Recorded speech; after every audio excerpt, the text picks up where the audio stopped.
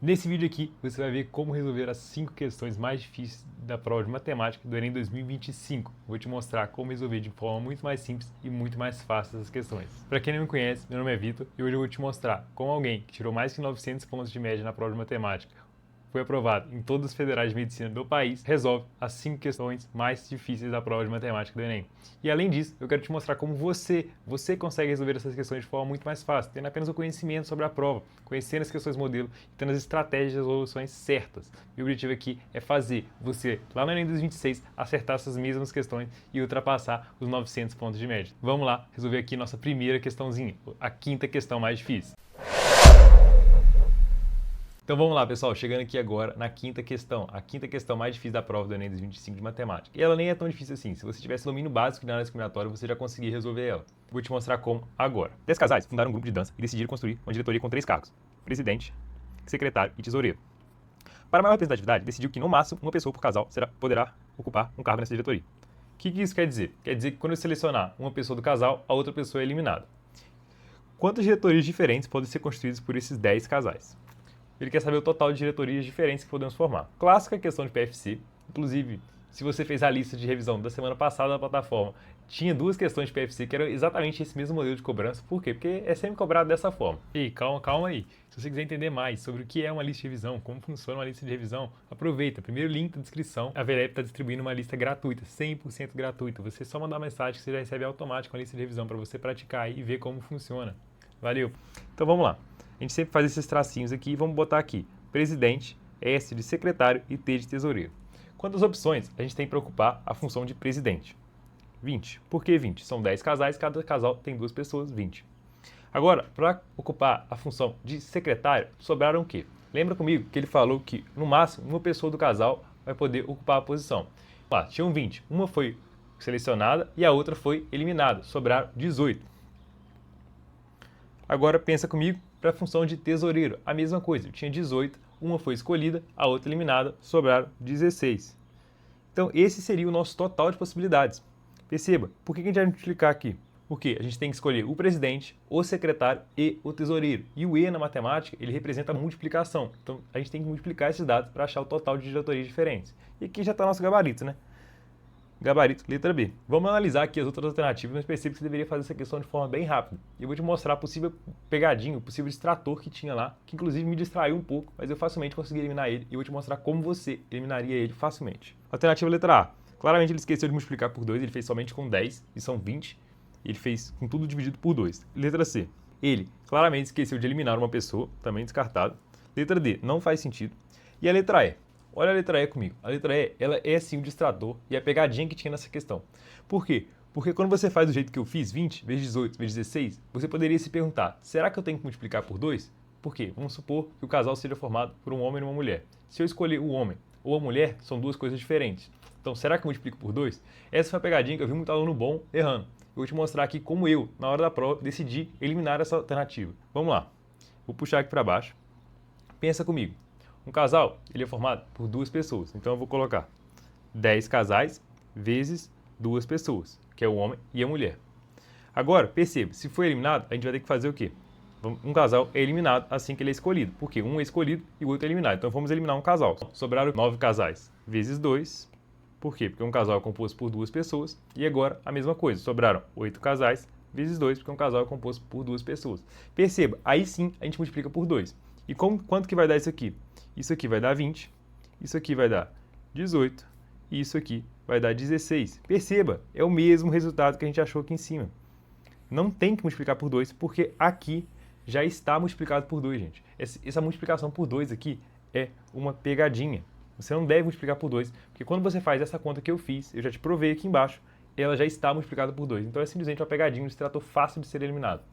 Mas essa foi sim a nossa 5ª questão mais difícil da prova, te mostrando como você resolve essa questão de forma mais simples, mais rápida, e se provando como descartar os distratores. É muito importante que na hora da prova você analise todas as alternativas, mesmo já tendo achado a alternativa certa. Você passando o olho ali de forma muito rápida, você consegue eliminar as outras alternativas e ter certeza que você está marcando a certa. Isso é muito importante, isso te poupa tempo na hora de voltar para revisar as questões, que você tem certeza que você fez certo, além de aumentar a sua confiança na hora da prova.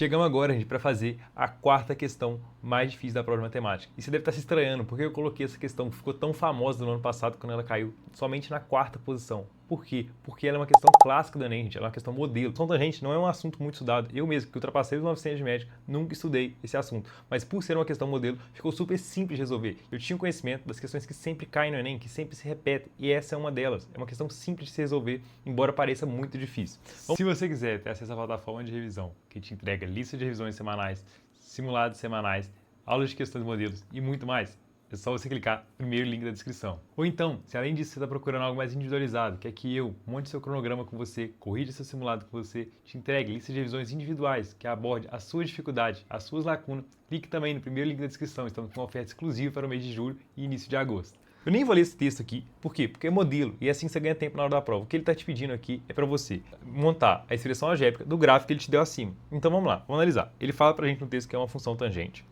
O que a gente sabe de uma função tangente? Sendo bem sincero, eu não sabia nada. Eu não sabia nada sobre a função tangente. A única coisa que eu sabia é que uma função tangente, ela era assim. Eu sabia o formato dela.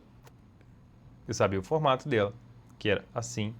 E que aqui ela sempre cortava no ponto zero, se ela não tivesse nenhum deslocamento. Isso era a única informação que eu tinha sobre a função tangente. Era o seu formato e que o seu ponto de inflexão, né, que é onde ela vira, seria no ponto zero. E isso sim me ajudou. E eu vou te mostrar como isso me ajudou e como, mesmo sem saber isso, você acertaria a questão da mesma forma. Perceba que o ponto de inflexão dessa função está aqui, ó. Aqui onde eu marquei. Vou até fazer com essa caneta aqui, chamar mais atenção para vocês. Ela está aqui. E ele está 30 unidades para cima do que ele deveria estar. Porque esse ponto, ele sempre está aqui, ó. Além de estar 30 unidades para cima, ele ainda está deslocado para a direita. Ele está aqui, ó. Ele deslocou para a direita e deslocou para cima. Mas o que eu sabia era somente desse deslocamento para cima, pois eu não sabia como ficaria na expressão algébrica esse deslocamento lateral para a direita, pois tem uma regra do sinal que eu sempre confundia. Sabendo que a função está 30 unidades para cima, o que isso quer me dizer? Isso aqui você sabe até da função seno e cosseno, que também se repete na função tangente. Você vai ser que a função vai ser sempre 30 mais a tangente de alguma coisa. Por quê? Porque ela foi deslocada para cima. O valor que você acharia vai ser somado sempre 30 unidades. Então, sabendo disso, você já descartava um monte de alternativas. Olha lá, 2,5 não, 4 não, 4 não, 30, 30. Você ficava entre duas alternativas somente. E agora, isso é uma questão modelo, questão que ele te dá o gráfico e te pede a expressão algébrica é modelo. Você vai fazer da forma mais simples possível, não vai ficar quebrando cabeça. Você vai pegar um valor aqui, que ele te deu, e outro aqui. Ele te deu um valor em x. Qual que é o valor que ele te deu? 2,5, que é a mesma coisa que 5 meios.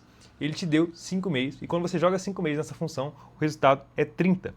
Então, a gente já tem dois valores e é somente disso que a gente precisa. Vamos lá, vamos testar aqui uma das duas alternativas, D ou E. Perceba comigo, se eu jogar T igual a 5 meios aqui, isso aqui vai zerar. E eu vou fazer menos conta, e é esse o objetivo. Então, vamos começar substituindo aqui. Se essa der errado, essa aqui vai ser automaticamente o gabarito. Então, vamos lá, vamos testar. D é igual a 30 mais a tangente de 1 meio que multiplica 5 meios menos 5 meios. A gente sabe que 5 meios menos 5 meios vai dar zero. Vou zerar essa parte aqui. E 1 meio vezes zero é zero. Então, perceba que D vai ser igual a 30 mais a tangente de zero.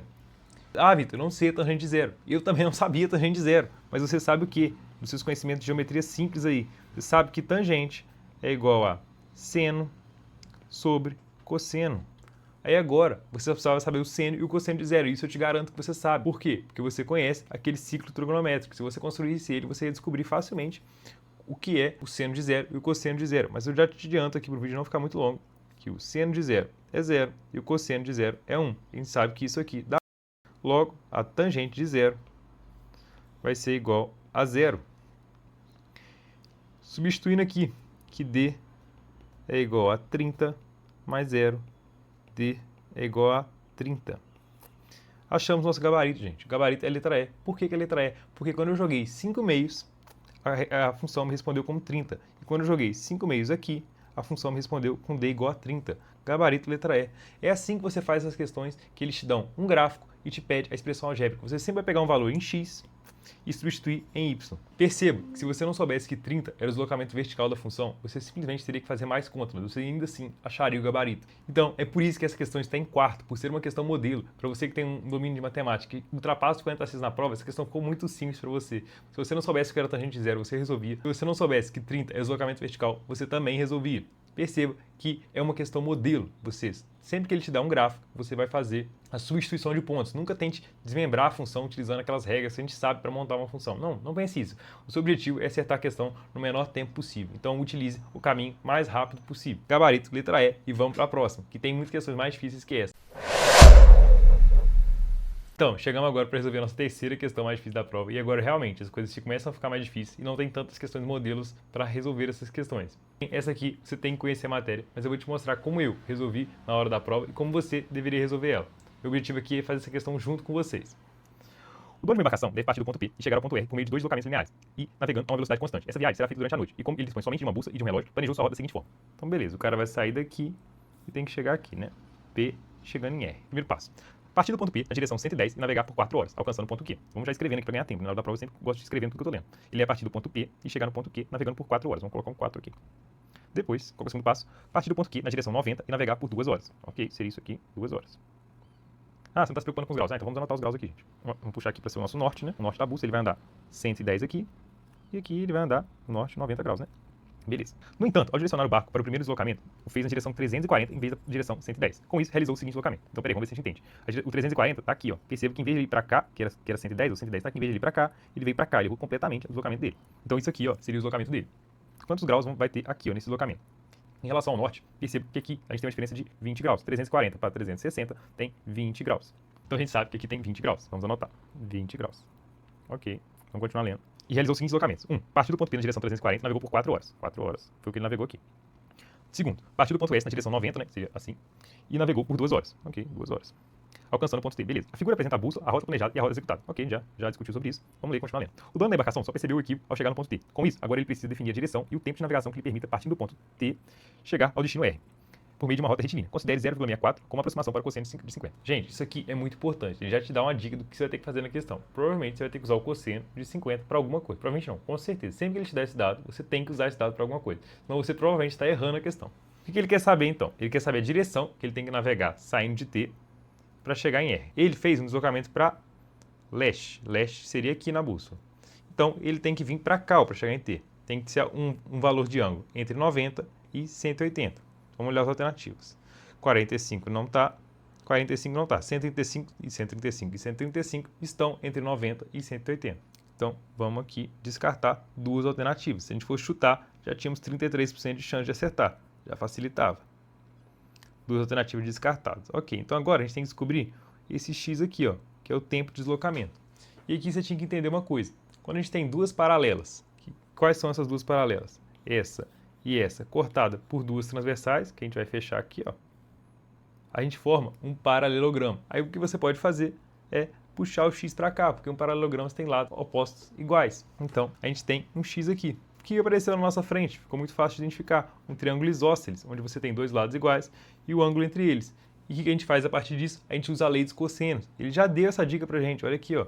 Ele deu um cosseno pra gente. Provavelmente a gente teria mesmo que usar a lei dos cossenos. Então, vamos lá utilizar a lei dos cossenos. Vou anotar a fórmula dela aqui para vocês. X ao quadrado é igual a ao quadrado mais b ao quadrado menos 2ab vezes o cosseno de θ. Substituindo os valores, a gente quer o x ao quadrado é igual a ao quadrado, seria 4 ao quadrado, mais b ao quadrado também seria um 4 ao quadrado, porque temos um triângulo isósceles, menos 2 vezes 4 vezes 4, menos o cosseno de θ. O cosseno de θ, a gente vai descobrir agora qual é esse valor θ. θ, é muito importante que você entenda que θ é esse ângulo todo aqui, ó, 110 mais 20, a gente tem um ângulo de 130, esse é o nosso valor de θ. Então já vamos deixar aqui que x ao quadrado é igual a 32. Por que 32? 4 ao quadrado, 16, mais 4 ao quadrado, 16, 32. Menos 32 vezes o cosseno de 130. Aqui a gente achou a fórmula algébrica que tem um x isolado com valores que possibilitam a resolução da questão. E aqui ficou muito fácil, só resolver isso. Mas perceba, ele deu o cosseno de 50 pra gente, não o cosseno de 130. E aqui você tinha que ter uma sacada muito inteligente. Qual era essa sacada muito inteligente? Você vai usar o dado que ele te deu, correlação de 50 mais 130. Isso mesmo, somado, eles dão 180, ou seja, são ângulos suplementares. E qual a relação de cosseno entre ângulos suplementares? Um é o oposto do outro no sinal. Ah, mas eu não decorei isso, não sabia disso. Então eu vou te mostrar uma forma que é muito mais fácil você ficar decorando essa relação entre ângulos suplementares e complementares. É você aprender a mexer com essa tabelinha que eu trouxe pra gente aqui. Quando você tem um ângulo X no primeiro quadrante, o correspondente dele no segundo quadrante vai ser 180 menos x, no terceiro quadrante 180 mais x, 360 menos x no quarto quadrante. Isso é muito importante, eu vou te mostrar por quê. X é o nosso ângulo, ele deu pra gente, deve estar mais ou menos aqui, 50 está aqui. 180 menos 50 é igual a 130. Opa, 130 está mais ou menos aqui assim, ó. É bem aproximado, mas perceba, o que você tem que tirar disso aqui é que esses ângulos são correspondentes, ou seja, quando você rebater aqui, você vai ver que o seno deles tem o mesmo valor, e o cosseno de 50 tem um valor aqui que é positivo, e o de 130 tem um valor aqui que é negativo, porque ele está para a esquerda do zero. Então, você consegue ter essas relações sem ter que decorar sobre ângulos suplementares e complementares, é muito mais fácil. Então, o que a gente sabe aqui? Se ele deu para a gente o cosseno de 50, e a gente consegue perceber que através desse ciclo trigonométrico que eu montei, que o cosseno de 50 é igual a menos o cosseno de 130. Então, ficou muito fácil, vamos substituir. Substituindo, a gente vê que x ao quadrado é igual a 32 menos 32 vezes menos 0,64, que é o valor que ele deu para a gente, do cosseno de 50. Resolvendo essa conta que eu já resolvi, não vou fazer ela aqui com vocês, isso aqui vai dar 52,48. E agora você deve estar pensando, pô, eu não sei a raiz quadrada de 52,48. Gente, eu também na hora da prova não sabia e eu não calculei. Por quê? A única coisa que você precisa saber aqui é que a raiz quadrada de 52,48 ela vai ser superior a 7. Por quê? Porque 7 vezes 7 é 49. Então, x vai ter que ser obrigatoriamente maior que 7.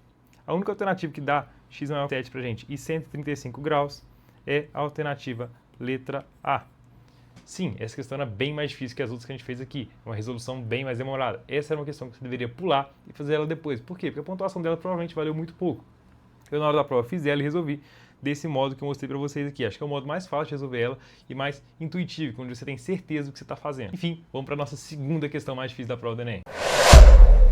Como eu disse, as coisas vão ficando mais difíceis agora. Entretanto, se você tivesse afiadinho em probabilidades, essa questão de fazer ela muito simples e muito rápida. Eu vou te mostrar isso aqui agora. Fazendo as listas de revisões que estão disponíveis na plataforma, essa questão fica muito simples. 3 dados cúbicos com faces numeradas de 1 a 6 foram utilizados em um jogo. Arthur escolheu 2 dados e João ficou com o terceiro. Então vamos marcar isso aqui, ó. Arthur escolheu 2 dados e João ficou com o terceiro. O jogo consiste em ambos lançarem seus dados, observarem os números nas faces voltadas para cima e compararem o valor do número obtido por Arthur com o número obtido por João. Vence o jogador que estiver com o maior número. Em caso de empate, a vitória de João. O que a gente entende desse texto aqui? Vão ter 3 dados, Arthur vai ficar com 2 dados e João vai ficar com 1 dado. Quando eles jogarem lá, ganha quem tiver com a face com o maior número para cima. Quem tirar o maior número ganha. Só que, quando empatarem, João ganha. Então vamos lá, vamos anotar isso aqui. João e Arthur. João tem 1 dado e Arthur tem 2 dados.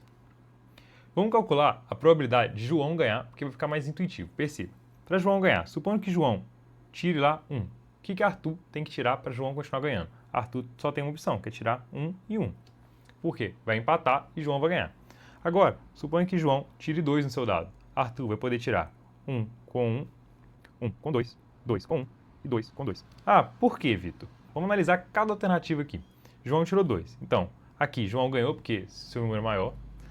Aqui o 2 prevaleceu, mas é empate, então João ganha de novo. Aqui o 2 prevaleceu, é empate, João ganha de novo. Aqui foi totalmente empate. Vamos fazer a análise de probabilidade disso. Qual que é a chance disso aqui acontecer? É 1 em 216.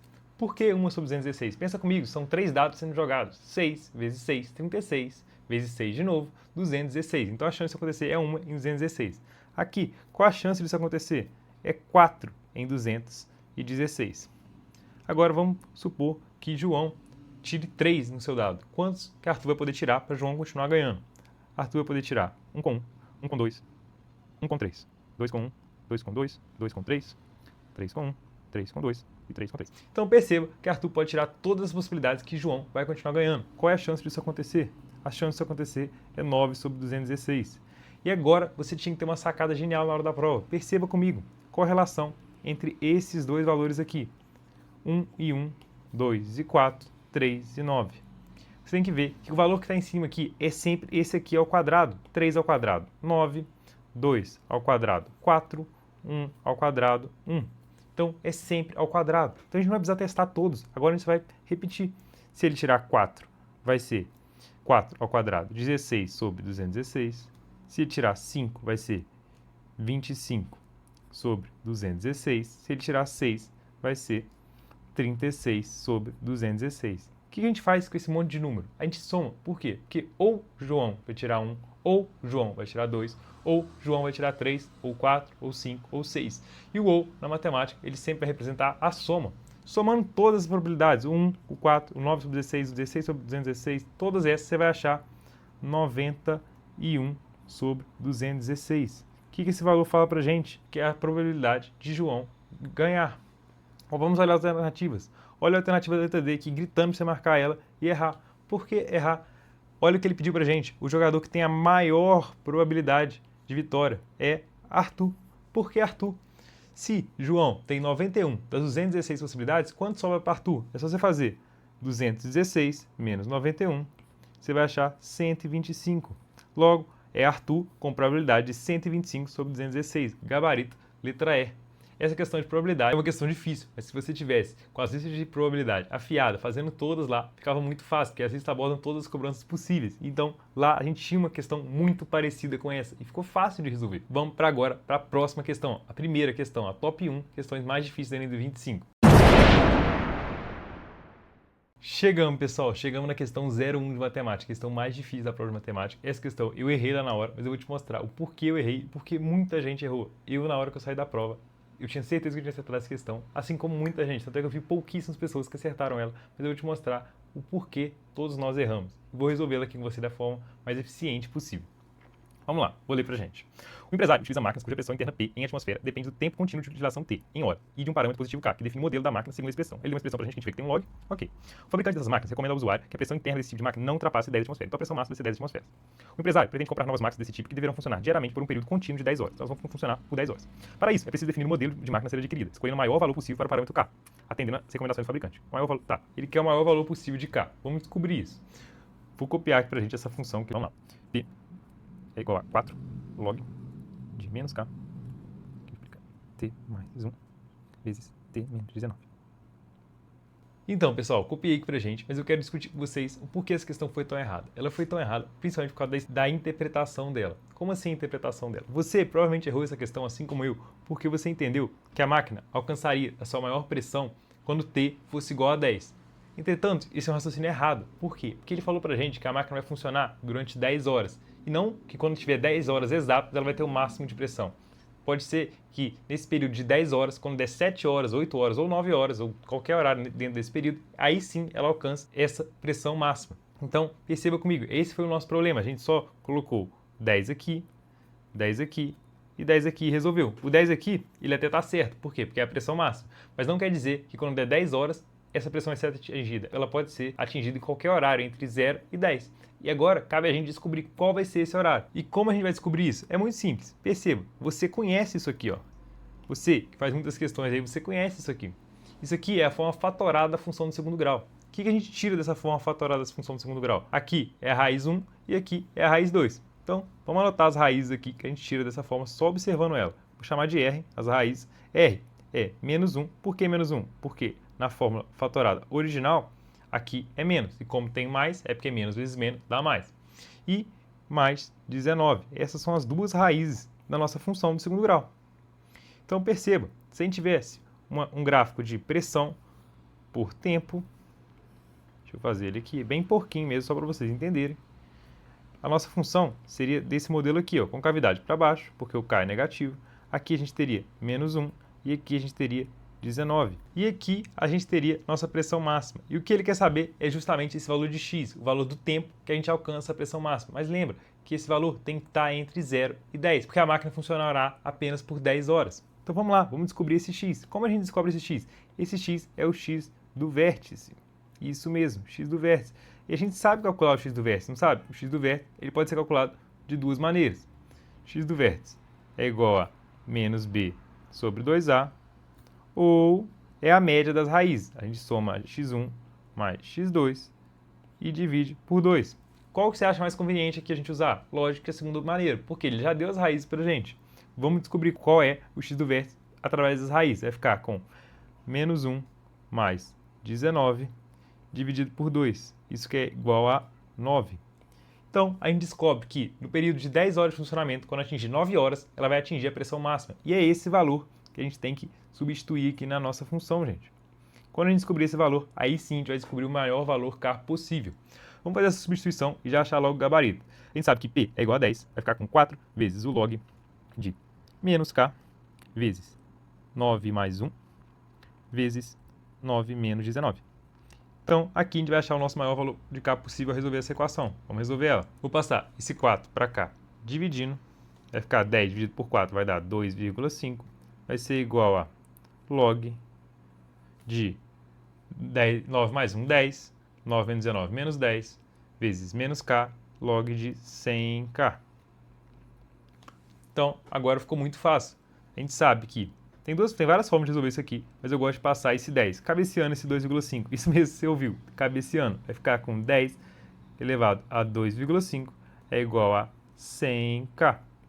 A gente chega aqui, K é igual a 10 elevado a 2,5 dividido por 10 elevado a 2. Fazendo essa subtração, a gente sabe que quando a base é igual, ele pode simplesmente subtrair os expoentes. A gente acha que K é igual a 10 elevado a 0,5. Essa foi a questão mais difícil do Enem, gabarito, letra A.